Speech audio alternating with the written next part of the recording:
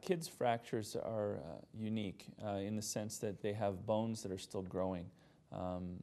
Young bones grow at the end, usually, of the bone near the joint surface, and we sometimes see kids that have breaks that involve the growth plate. Kids' bones are also like an immature twig on the tree in that in an adult, the bone will typically have a clean crack through it, where in a child's bone, it will often bend. The implications of a growth plate fracture can be significant. In some instances, if the fracture actually involves the growth plate where the new bone is generated for the child, it can cause permanent damage to the growth plate, which can result in a variety of long-term effects that can cause the bone to grow crooked.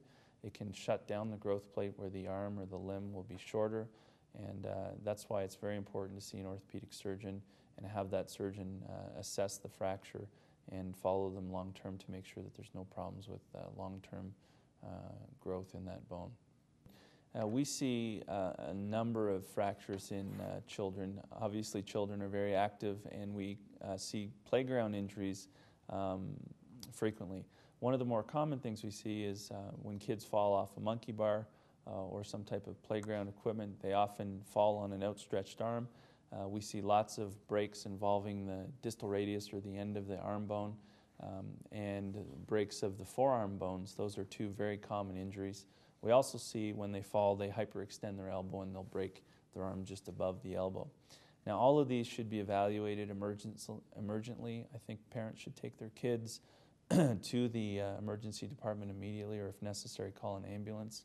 Basic first aid for these children is obviously to somehow splint and protect the extremity and get it to a facility where they can be evaluated by a medical professional.